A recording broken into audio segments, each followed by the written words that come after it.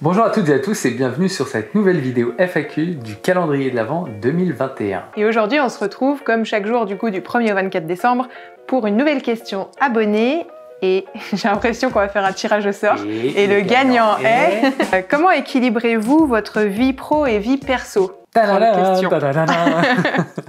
Intro.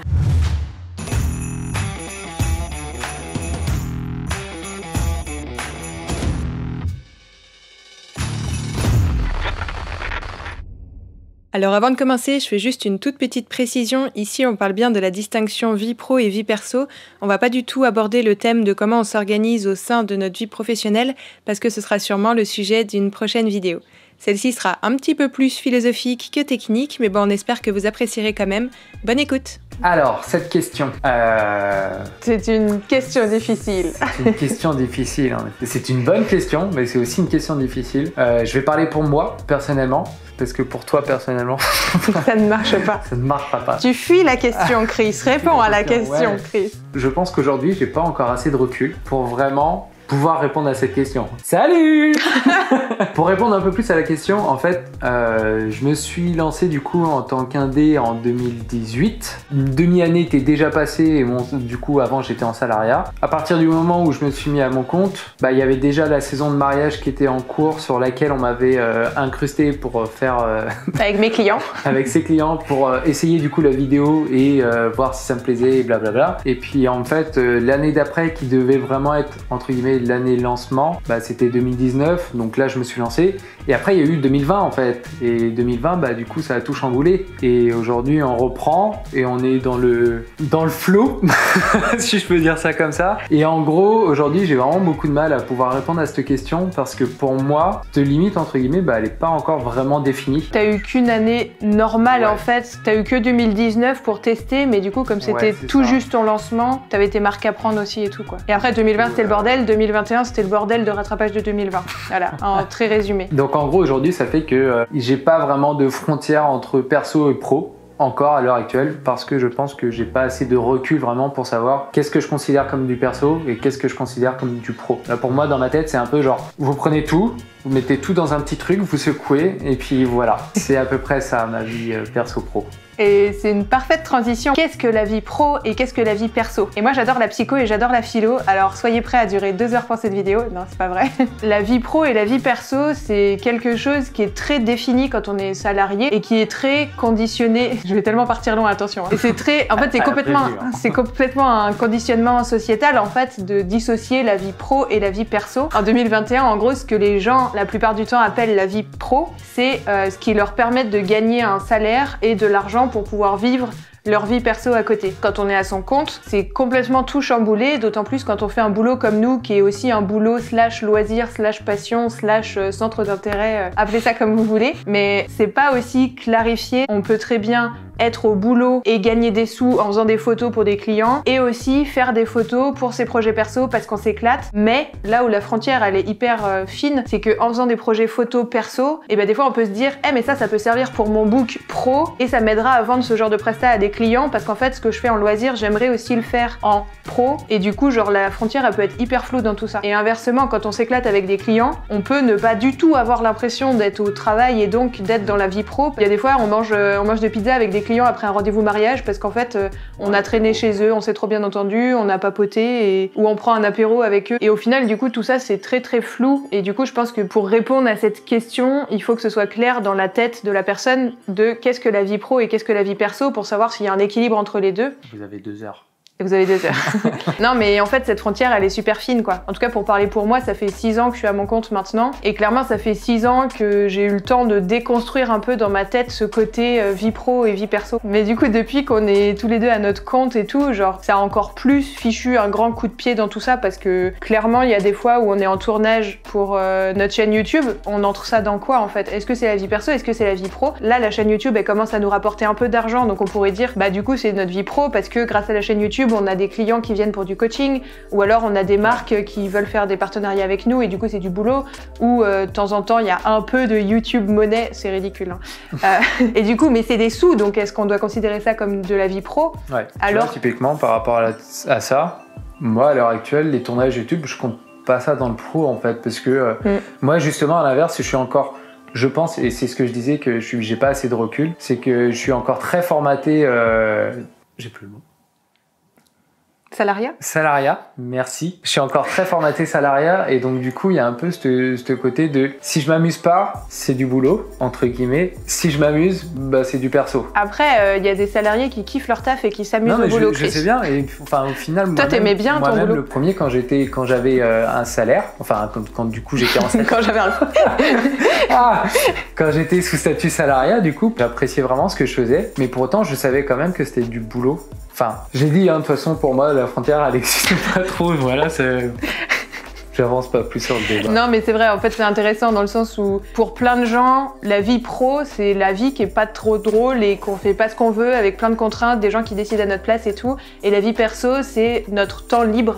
Mais en fait, c'est vrai que nous, notre temps libre, c'est tout le temps, en fait. Enfin, on choisit complètement à quel moment on a envie de faire les retouches, à quel moment on a envie de manger, à quel moment on a envie de dormir, à quel moment... En plus, en bossant ensemble, genre à quel moment on est tous les deux chacun sur notre PC, on se parle pas, à quel moment, genre, on va dire, vas-y, j'en ai marre, j'ai envie d'une pause, on va se balader, tu viens avec moi, ouais, vas-y, tu... Enfin, c'est... Et puis au final, des fois, pendant la balade, on est grave en train de kiffer, d'être dehors et de se promener, mais en même temps, ça nous empêche pas, en fait, de parler entreprise, gestion, de qu'est-ce qu'on veut faire et comment, etc. Et en fait... Genre on se balade, on voit un truc cool, on voit une belle lumière, on est en mode « Ah, t'as vu, il est quelle heure Ouais, c'est trop bien, en fait, c'est l'heure où il faudrait dire au client la prochaine fois, en ce moment, c'est à telle heure le coucher de soleil, et du coup, limite, on va dire au client de ravancer d'une demi-heure leur séance la prochaine fois et tout.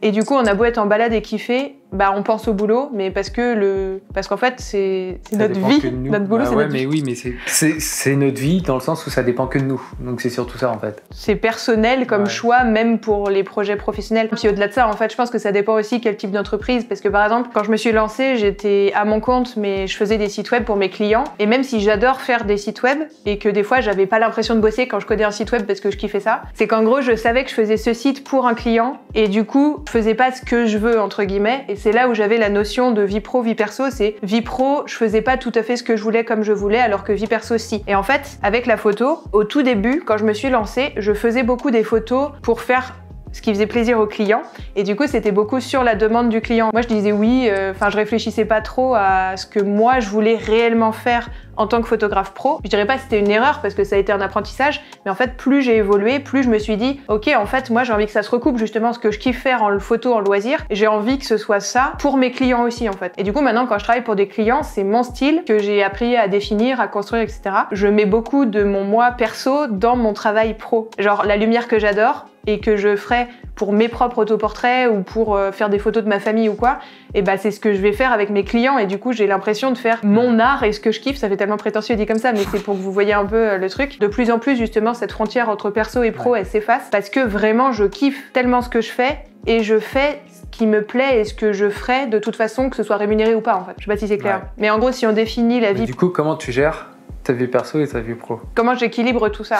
Bah en les fusionnant en fait. Ça répond à la question, non? J'équilibre en fusionnant les deux. Genre de plus en plus, je fais plus de contrats pro qui sont pas ce que je ferais en photo perso pour le kiff parce que j'adore ça quoi. Et en fait cette injonction à équilibrer sa vie pro et sa vie perso à tout prix, quand on vit un peu de façon décalée, mais du coup limite en fait je trouve que c'est culpabilisant d'entendre sans arrêt quand tu pars en vacances, tu fais des photos, du coup t'es pas vraiment en vacances. Bah en fait si, je suis complètement en vacances dans ma tête quoi, et c'est pas parce que je fais des photos que j'ai l'impression d'être au boulot même si je suis photographe. Je pense qu'il est là du coup le point important, je pense que c'est vraiment une question de ressenti, en mode comment on ressent le truc. Est-ce que pour nous on le considère comme du boulot ou est-ce qu'on le considère comme du loisir? C'est ça, et je pense que du coup il faut sortir un peu de ce schéma classique de si ça concerne ton taf de près ou de loin parce que t'es photographe donc tu fais des photos donc tu travailles quand tu fais des photos. En fait oui et non quoi, pas forcément, pas toujours, j'ai pas toujours l'impression de bosser en faisant des photos, des fois oui, des fois non. Et du coup je pense que c'est vraiment genre personnel et propre à chacun. Quand pour toi c'est un peu emmêlé et que tu le vis bien et que tu trouves ton équilibre personnel là-dedans, je vois pas en quoi c'est un problème et qu'il faudra absolument tout le temps hyper segmenter les choses, etc. Et du coup, par rapport à tout ça, justement, je me suis posé pas mal de questions. Il y a quelques temps, je suis allée en thérapie. Alors, on a tous une vie perso qu'on ne montre pas toujours sur les réseaux sociaux, n'est-ce pas? Donc bref, je suis allée voir quelqu'un. Et à un moment donné, au fil de la discussion, justement, on a parlé de ça et j'ai dit, bah, des fois, j'ai l'impression que les gens voient pas ma vie pro et ma vie perso comme moi je vois ma vie pro et ma vie perso. C'est un peu bizarre, enfin, je sais pas trop comment me positionner face à tout ça, etc. Et du coup, là, ma psy, elle m'a dit un truc qui m'a un peu fait genre boum dans ma tête. Elle m'a dit, mais vie pro ou vie perso, c'est pas la question, en fait. La question, c'est comment toi, tu vas gérer ton équilibre de ta vie tout court pour que tu te sentes bien avec ça. Et du coup, pose-toi plutôt la question de qu'est-ce qui te coûte de l'énergie dans ce que tu fais et qu'est-ce qui te redonne de l'énergie dans ce que tu fais. Et c'est cet équilibre-là qui va être intéressant pour toi à trouver, plus que ton équilibre vie pro et vie perso qui veut pas dire grand-chose à toi, tes yeux, dans ton cas très précis, etc. Et en fait, ça a vraiment fait genre dans ma tête et je me suis dit, mais oui, c'est trop ça. C'est qu'il y a certaines choses dans mon travail qui me coûtent de l'énergie où clairement, là, je sais que je suis au taf, genre quand je fais ma compta, quand je réponds à des mails, oui, je me sens au travail, clairement. Mais à côté de ça, genre, il y a d'autres choses dans mon travail qui vont au contraire genre trop me booster de ouf, m'inspirer, m'aider à me développer et clairement je sens que je me développe personnellement au travers de mon travail pour plein de choses et inversement plein de choses de ma vie personnelle, de mes loisirs qui vont m'aider à développer mon style que je vais appliquer après à mon travail et qui vont me permettre d'avoir d'autres clients. Tout ça c'est tellement mélangé et du coup aujourd'hui je trouve qu'en effet c'est cette question-là qui est la plus pertinente pour moi, c'est plutôt qu'est-ce qui me fatigue et qui me coûte de l'énergie et qu'est-ce qui au contraire va m'en redonner et me recharger les batteries. Que ce soit de la photo ou pas, peu importe, est-ce que c'est avec des clients ou pas, est-ce que ça me coûte, est-ce que ça me redonne de l'énergie. À la limite, il faut que j'ajoute quand même un petit truc pour avoir l'impression d'avoir donné une piste ou une clé concrète pour peut-être vous aider. Depuis quelques mois, on a un bullet journal commun pour tous les deux, pour vraiment toutes les tâches qui nous concernent tous les deux. Donc que ce soit par exemple sortir des vidéos YouTube, on est tous les deux impliqués dans le montage, etc. Ça nous concerne tous les deux. Ou que ce soit ranger l'appart, parce qu'on est tous les deux concernés aussi. Là, c'est le Bougeot vie commune.